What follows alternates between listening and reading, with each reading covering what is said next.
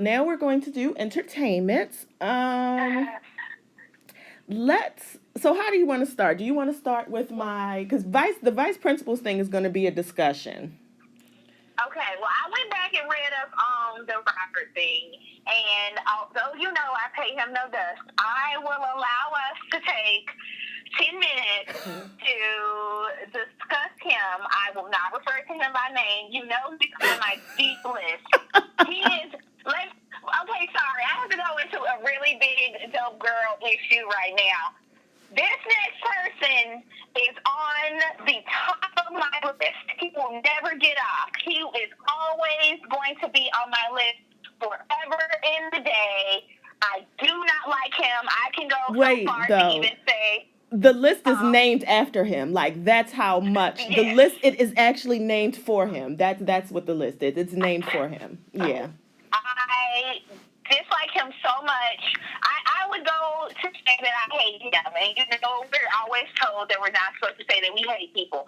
But I actually physically, mentally, with all my heart, mind, and soul, hate this next person because of the antics that he is doing now. And I am so disappointed in Black people that we just continuously let him get away with this, and it's obvious that he doesn't care because of his actions now, and I don't understand why we keep being okay with it. And so, sorry. You go ahead. I can't even. That's all I have to say. I'm done. Yeah, but you know what? And R.Kelly has been pooching around town with a 19-year-old. At first, I read she was 18. Now I'm reading she's 19. R.Kelly is almost 50. And the thing is, I think because of the way Hollywood works, we probably wouldn't even have really looked at this like no big, huge deal, because that's how Hollywood works. Old men get with young, new, fresh girls every day. She's over 18. It's disgusting because she's still a teenager, but she's over 18. And technically, the law says she's legal. So we probably would have just rolled our eyes and been like, okay. The thing with Roberts is that he is a known pedophile. And so him dating this teenager just being very open and out and loud with it, just to me feels exceptionally skeevy. I mean, and everything he does already feels skeevy. Everything he says feels skeevy. But this parading around, I mean, she's a teenager. Like, because when you say it like that, it really just, she's a teenager. I think about who I was at 19 years old, never been out of my parents' house, never knew nothing about the world. If I would have been dating a 49-year-old, like, that's sick. I mean, that if I would have been dating a 49-year-old, that 49-year-old would have been older than my dad. Like, that's sick. You know, that so it's just there's something just disgusting about it. And that's just it. So I mean, she's over 18. The law can't technically pull him to the side, but he's on the list. He'll never get off the list, and fuck him forever. Never. Yeah, forever. He'll never get off the list. This even more solidified. And I was listening to Charlamagne talk about it on Breakfast Club, and he brought up a very good point, which was, he's been spotted with this girl at local nightclubs and stuff, and it's like, she can't even drink. She can't even drink. Ooh. She can't even drink. Like, that's what the fuck you're doing, you nasty ass fucker. Like, that's what you're doing. Like, and then on top of that, if people just would educate themselves more beyond his songs and actually look at the pattern of people who groom young women, that's what he's doing. That's how pedophiles work. They don't just wake up one day and be like, oh, I think I'm gonna go do something with a 13-year-old. They groom them. The young lady he was on the tape with, he knew her before he did that. He knew her. He had spent time with her. Aaliyah, the same thing. They said the same thing. Like, her family pretty much signed him over to her, but basically he groomed her, and that's exactly what he's doing with this girl. I don't care that she's 19. She just turned 19 probably 2 days ago. I don't care if she turned 19 a year ago. I don't care. To me, it's wrong. It's wrong when someone is more than 10 years outside of your age gap. Yes, I am calling it. I'm sorry. I know that's judgmental, but I don't see what anybody has in common with anyone who's more than 10 years older than or younger than 16. years than them. I just don't see what the fuck you talking to that person about. Like, what sex. are you talking about? You're talking about sex That's because that's it. about. That's it. You can't talk about and anything else. Like the world There's nothing else. when he was her age, the world was a completely different place. So let's talk about it. So he was her age. What's 30 minus 19? 30? Oh, no. They called it on Breakfast Club. He was 60. He was born in 67, 68. So 3 years after the Civil Rights Act was passed. Oh. So let's go there. Let's go there, right? So literally, he in a different world. And second of all, I mean, like literally, they had different TVs. Like cars were literally different. Like things were literally different. They had 8 tracks. There was no internet. There was no Wi-Fi. No. Like phones still had a rotary dial on it. Music was completely I mean, you just think about the world in 1980. What is it? 1985 or whatever the math is. Think about what the world was if you're old enough to know. Think about what the world was in 1985 versus when she was born in like 2000 or like 1997 when she was born. Yeah. So fuck you, R. Kelly. Just put it in perspective. Yeah. Pretty much. Yeah. I mean, that's it. It's really not only fuck you, R. Kelly. I'm going to go ahead and say it. Fuck you to you black people that keep rocking for him. It's right. His music's really not that good. Like, his music's not. 12 really Play, not. To me, was the essence of his career. And after 12 Play, everything else was bullshit. So let's stop acting like he's some musical. That's the other thing that gets on my fucking nerves. People like, oh, he's a musical genius. Is he? Really? Is he? I don't feel like he is. I'm not that entertained. I don't feel like he is either. I'm not that entertained by any of his most recent stuff. And I just wanted to bring up one point when I was reading about this. Not even a month ago, maybe a month and a half ago, might have been 2 months ago, a report came out. I'll have to go look and see where it was so we can put it in the link for the dope girls and boys who care. But a report came out that said the number one most sexually abused people are black women. Yep. There's a reason for that. It's not only just because we let it happen in our community, because people say things like, well, he's a nice person, or he makes good music, or whatever, but because we also over-sexualize our girls and say, well, I mean, she's technically 19. Yeah. So what? Y'all don't know how long you've been messing with this girl. But that's all that came in my head was like, this is why. This is exactly why. But this is why that report was right. No more than 2 months ago. Like, we are number one in terms of sexual abuse. There you go. So, next let's talk about Vice Principals, and then we can get to other stuff.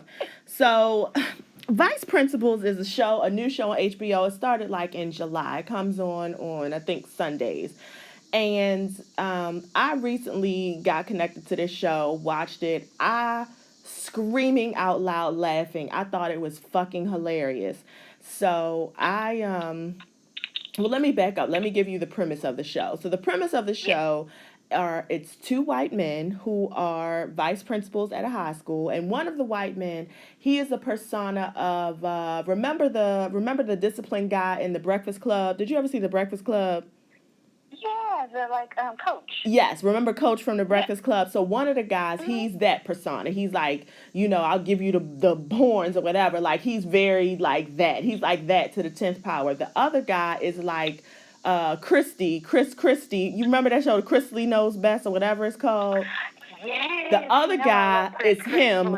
Yes, the other guy's him to the 10th power. And if you watch it, you're going to understand what I mean. So you got those 2 personalities. They hate each other, but they're both vice principals. The principal steps down, and so, of course, each of them think they're getting the job. So come to find out, the person they hire is a black woman to be the principal, who's now in charge of these 2 white men. So, of course, the 2 white men who hate each other decide to team up and bring the black woman down. The baby hair one again. The black woman is she's I love her character. Huh? Are you talking? No, I'm listening to you. Oh, I'm about to say. Someone else is talking to me, but I'm listening to you. So yeah. Okay, I was going to say.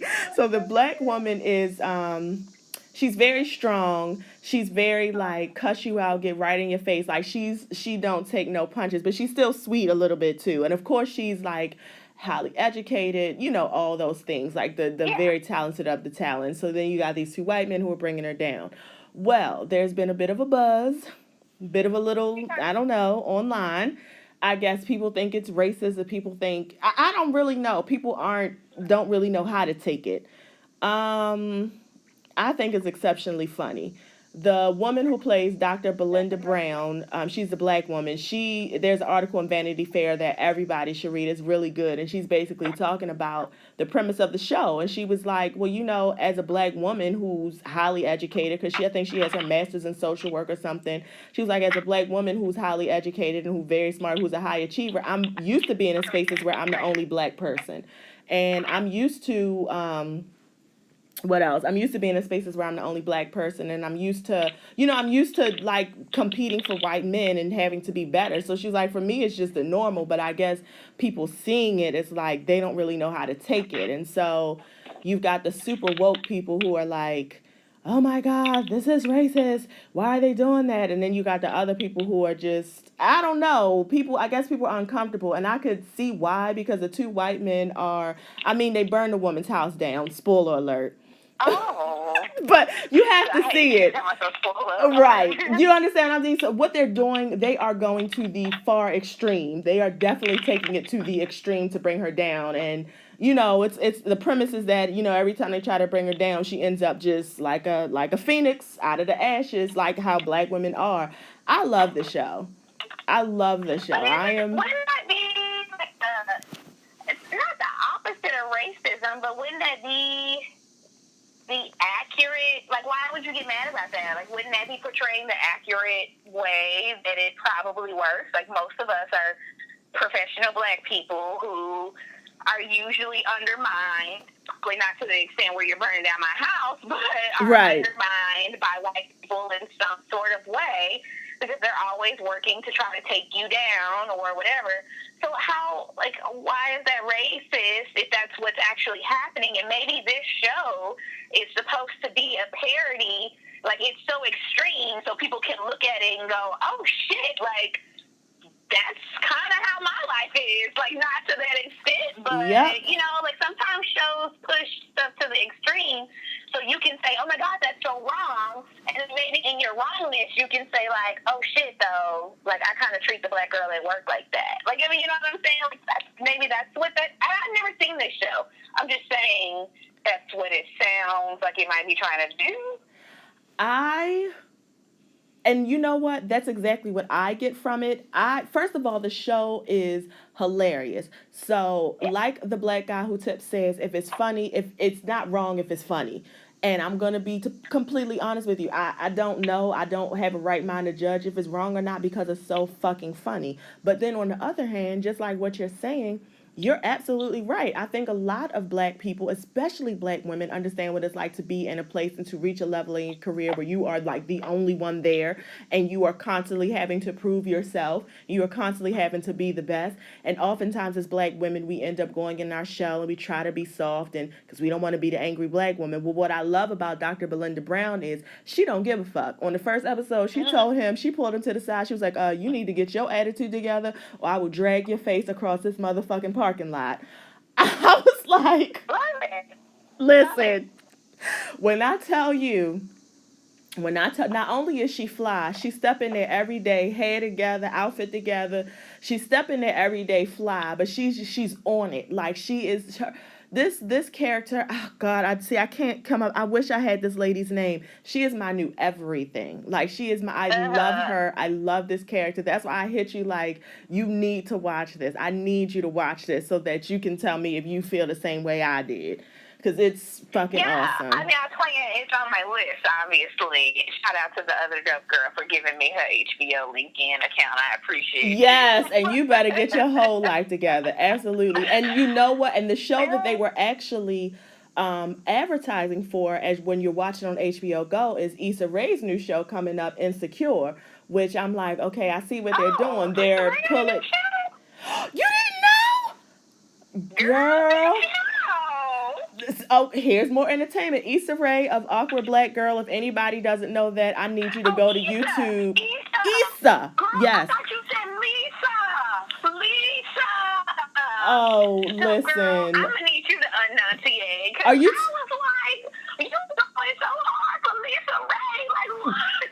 Diamond, bitch, diamond. Listen, I was literally about to say, you should know I'm not going up that hard for Diamond. I mean, Players Club was the shit, but I'm not going up that hard for Diamond. No, Issa Rae's show, Insecure on HBO, they are advertising for that. So to me, I already see what kind of woman that this You show know is you to gotta let me attract. over.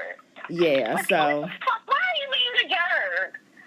I'm sorry, I'm driving, and there are like stupid people driving around me. Like, anyways, Lisa Ray is what I thought you said, so I apologize because I said Lisa Ray. So, got it. Yes. Issa Rae, yes, I did know Issa Rae was having a new show, so we're on Yes. one page. Yes. Well, but anyway, I suggest everyone go to HBO. The show is still on. I think it's on episode 5 now. It comes on Sundays. I don't know what time, but pull up your guide, download your HBO Go, and catch up on it. They're 30-minute episodes and screaming. I was screaming. Um. So speaking of black women who we're riding for, you and Viola Davis had a moment this week. Yes. Well, that's what I was just gonna say. If the woman on the character on the Vice Principal show is anything like Viola Davis, then yes, she's the shit. So I don't know if people saw Suicide Squad this weekend. I am a comic book fan. I pretty much go see anything that comes out that's comic book related. I don't really even care if I have a background with the comic. I just want to watch it. So, like, Doctor Strange is coming out. I could care less about Doctor Strange as a comic book, but I am going to go see the movie. Same thing with any of the X-Men, any of the Marvel comics, DC, whatever. I don't care. So, in that same vein, the Suicide Squad came out. Everybody was like, this is a shitty movie. Don't go watch it. It's going to be crap. Now, I kind of bought into that hype for a little bit. Like, I was like, I'm not going to go see this. I want to save my $10. You know, the movies is expensive nowadays. Right. So I was like, we're not going to go see it. But the last minute, me and Dope Boyfriend were like, let's go. We have nothing else to do. Might as well, da-da-da. Loved it. So let me start off there. I really enjoyed myself. It was a good movie to me. It is a comic book movie. Like, I'm not really sure. See, I'm going to go into it. Okay, so it's a comic book movie. It's not supposed to be 1,000% serious. From what I understand about the Suicide Squad series, it stays pretty much true to it. Of course, it's a movie, so they have to make some tweaks, those kind of things. But for the most part, it's right. I appreciate that the main character, both of the main characters were black people. One was Will Smith in the character that he plays, which is this guy called like dead eye or dead something, which basically means like dead shot. That's his name. And he never misses a shot. That's his superhero power. Is that he can shoot any gun and never miss the mark. Oh, wow. Ever. Yeah, so Will Smith is like the leader of this Suicide Squad. Like, he's the one that kind of steps up and is the like anti-hero basically. But the villain is another thing. But the like villainous person in the movie is Queen Viola Davis. Like, Yes. bitch, I love it. Like, she basically is ordering them to fuck around and like shooting people without like for no reason, like for typing on the computer wrong. She's like giving him a shot to the head, and I love it because she's like, bitch, I'm Queen Viola Davis, and she has like an entire like Navy SEAL squad who has to report to her. And at one point in the movie, Will Smith is talking to one of the head Navy SEAL guys and telling them like, you know, I'll help you guys do this mission, but you got to do X, Y, and Z. And the white boy looks at him and goes, you're to the wrong person. You need to talk to my boss. And Viola Davis is standing behind him like, bitch, whatever.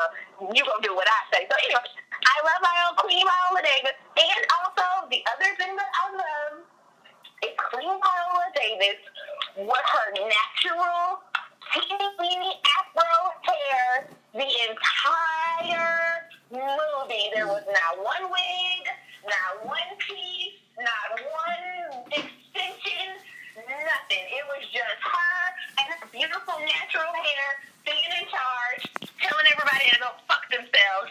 And I loved it all. And I appreciate that. And so I say all that to say, I believe, this is my opinion, one of the reasons why it probably didn't get really good reviews is the nerd comic book boys who were reviewing it are white men. Yep. And I think they're uncomfortable with seeing not one but two black characters who were in charge and leading this movie. And that probably led to some of their inability to connect to the movie.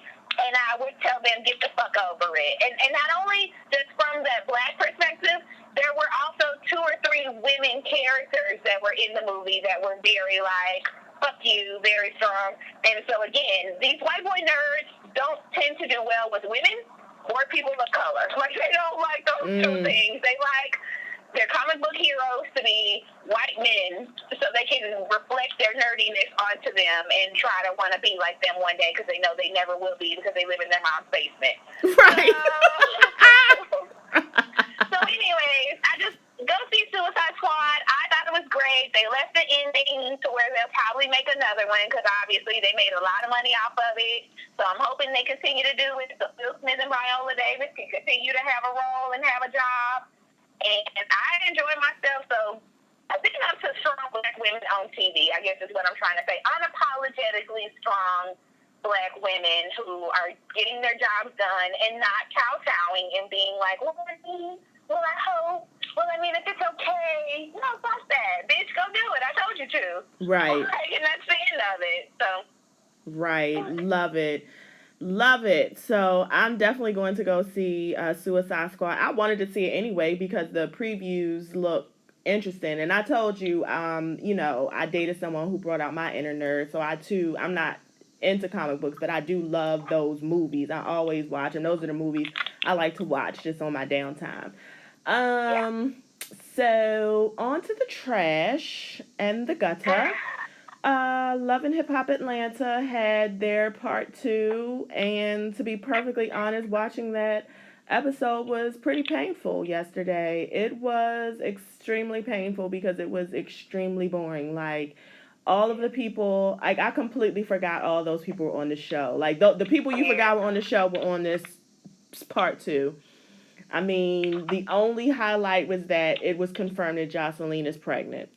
And honestly, I don't even care about that. I really don't. I don't. I'm just going to be real. I didn't care about any of these people. That's what part 2 taught me. Part 2 made me be like, wow, I'm really over everybody on this show. Even Jocelyn. I mean, I like her as a person, but I'm over all of these people's storylines. I don't care. I don't care about Mimi. I don't care about Arian. I don't care about Tommy. I don't care about none of them. Like, and I know everybody's riding hard for Tommy this week, but Tommy doesn't even interest me. Like, she really doesn't. Like, she just annoys me, I guess, in the way Jocelyn annoys other people. So I just don't care enough about any of them. And what I am noticing is that, if I may make a correlation, I don't watch Basketball Wives LA anymore, but what I'm seeing, especially with Hollywood, which is where we're about to jump to, I feel like Love and Hip Hop Atlanta is what Basketball Wives used to be.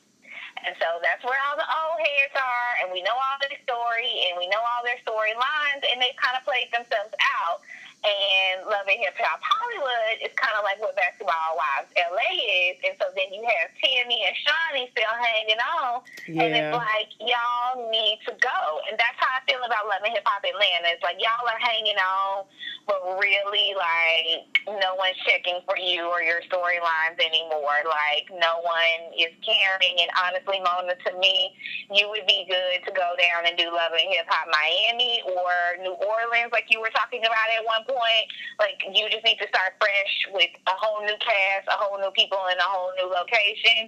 And I think that would be your best bet. And maybe you can intersperse some of the Atlanta characters every now and then, but I don't want to see a whole season of none of these people no more. Not one of them. Nope. Like, there's no one on that show besides Mama D, because I just think she's hilarious in terms of, like, getting on her hustle. But there's no one on that show that I even remotely want to watch an entire season of next year. Like, I don't even think after a hiatus for a year I would be wanting to see them again. Nothing enthralling came out of this year. Like nothing that made me hang on and be like, wow, I wonder, or I want to know, or but there's just not shit about them. Let that one go. Honestly, Mona, let Love and Hip Hop New York go. Like let both them Yeah. franchises go. They're bad. Like I don't like nobody on them shows. Start in Miami fresh, go to New Orleans fresh, and keep Hollywood for a little bit because people are kind of interested in that. I'm not, but other people are. So, anyways, that was what I kept thinking. Was like, this is basketball wives during its decline. But that's Yeah, what I this is. mean, I 100% agree with you. I think Houston is going to be the next city. She actually, Oh yeah, the cast has Houston's already good. come out. Yeah, so I agree with you. New York can go. I don't care. And I really do honestly think that I'm done with Atlanta. Like, I don't think I'll be watching. I mean, I'm going to continue to watch the reviews that I watch. But if those people even continue to review the show, but I'm over it. At this Yeah, point, at this point, that wall, that invisible wall between reality TV and scripted TV has really just, this season, I think, was the end of Atlanta because they really fucked up that wall. You know what I mean? You know how even though yeah, you're watching a reality show, in your mind it's fake, but a little bit you could kind of feel that it's real. But this year, I mean, between us finding out that Tommy don't never really dated Scrap De Leon, yeah. that was crazy because then it's like then you on a reunion acting like, oh, you love him when we all know that you weren't really with him. Stevie J and Right. Jocelyn, you're not really married, we all know that. Mimi, Yeah, you're not really gay, we all know that. Like, yeah, I don't know, Bambi, I mean, Scrap and Bambi, y'all always been together this whole time, just yeah, I don't know. I'm over it. Like you yeah. said, in Hollywood. I'm over Hollywood for the most part. There's two things about Hollywood that I kind of just wanted to bring up, which is because I watched the super trailer. My first one is Mama Norwood. So for y'all who don't know who Mama Norwood is, that is Brandy and Ray J's mama. And Oh let me shit. tell you, Mama Norwood don't want nobody fucking with her in these streets. Like her, she goes back. Like people know her. She's like people know her in the industry. She's Like a she's a G. big deal. She's a G. She's a G. She's a G for her children. Always has been. She definitely has solidified that status of like stage mom. And I mean, her Usher's mom, like those are the women that I think people know. Like, okay, so Mama Norwood has established herself as a ruthless G, and so I am appreciative and I am a little excited about her basically giving Princess Love the business about like, bitch, you ain't shit. What we gonna do is get this prenup signed, and I'm gonna go ahead and let my son marry you because I can't tell him what he can and cannot do, but I am gonna make sure that his personal assets is not tied up in your dumbness. Because I'm gonna be honest with you, I am not team Ray J and Princess Love. I have never seen you was just in jail over a year ago for fighting this nigga, and now y'all getting married. Like that makes no sense to me. That's gonna end very badly for both of them. I feel like more so for Princess, and so therefore I don't support this nuptial. Not because I like Ray J in any kind of way, but just because I feel like the Princess just ain't gonna go well for you. I feel I like at the end of mean, the day, when the shit all gets stirred up, you gonna be the one on the boo-boo end of the stick looking like what happened when you guys well, finally do break up or get a divorce or you end up in jail for let's just another I mean, altercation. let's just go through what we know. Season 1, at the end of season 1, he threw you in a pool. The person Yep. he claimed he loved, he threw you in a pool and Yep. walked away. Didn't even look to make sure that you didn't drown, make sure you caught your breath or nothing. Literally threw you in a pool and jetted out of there before you could get around and fight him. Season 2 opened up with, I remember y'all would, I can't remember what season it was, but you was fighting some girl because he was at some party, and then you ended up being in jail. And Yep. because y'all had gotten to a domestic dispute, but because he was on probation, he made you go to jail. So you had to go to Yep. jail while he was out. And then not only that, he put a story in the blogs that you violently beat him when it wasn't even like that. Yep. And now you're going Now to you're getting marry him, and this is the married. like, listen, Okay. young women, let me just say this again, and again, just real quick, back to Love and Hip Hop.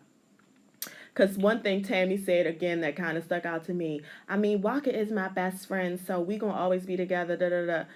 Let me just say this, young ladies. People who love you, people who are your best friends, don't treat you like that. And I'm gonna tell you why. Because if Waka Flocka Flame was a female and she did to you half the things that Right. Waka did to you, you would have been let that go. So let's stop continuing this storyline or this narrative of, oh, but he loved me and he my best friend and we ain't and I just can't leave. Let's stop.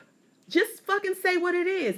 Because to me, I would much rather you say what it is. Listen, I don't want to be alone. I don't like being single. This is the best that I could get. This is the best I feel that I could get. I mean, yeah, I'm okay. I'm willing to settle for 20% of what I want. Because he gives me these other things on the side that fills my empty heart. Say what it is. I would much rather you say that than to sit on TV and say, oh, because he my best friend. Oh, because I love him. Oh, because, I mean, I just can't.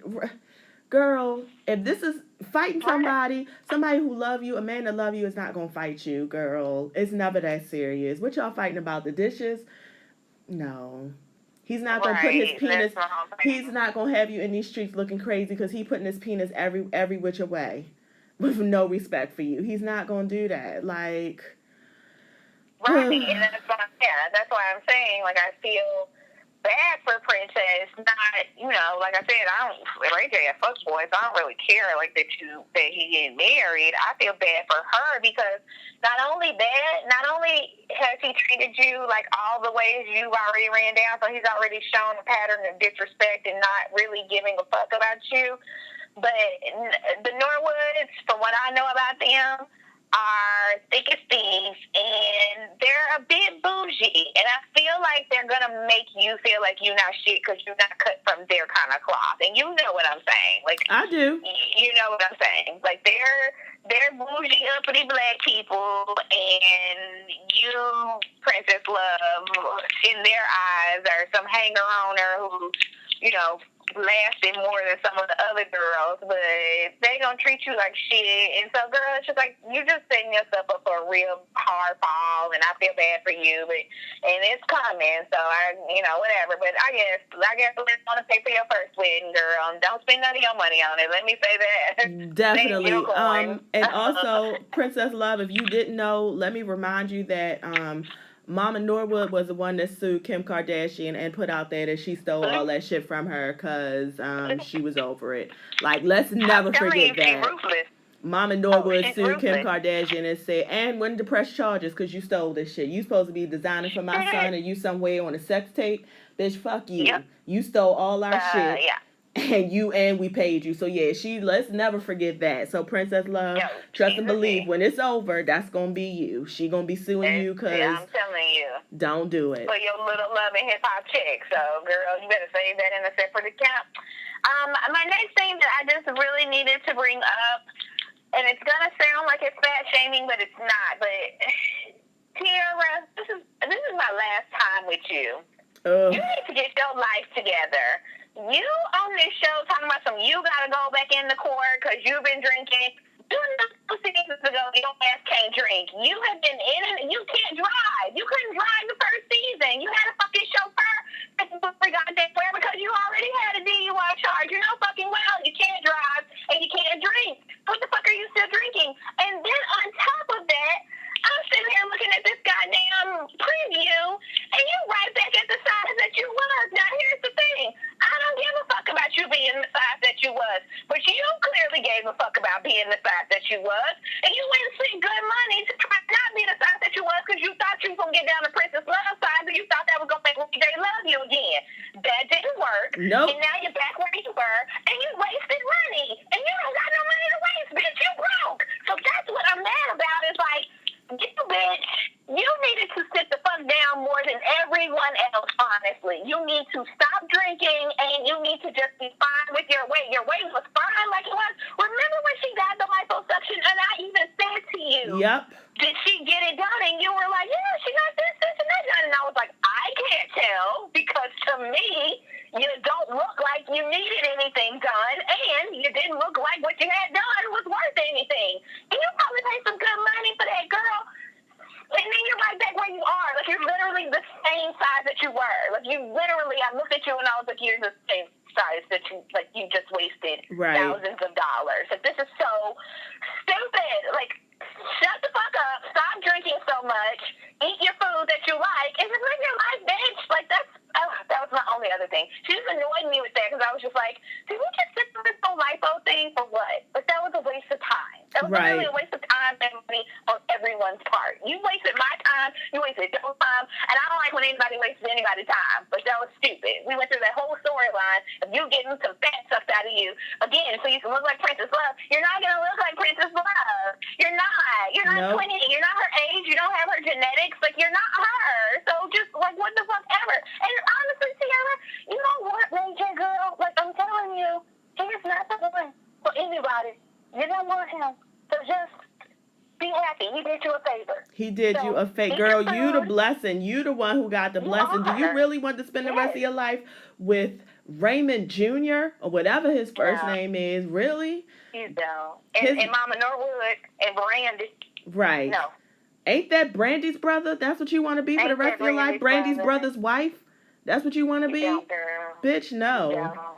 Okay, we're going to stop here, and then we're going to go to our last segment. I'm going to stop. Now we're going to do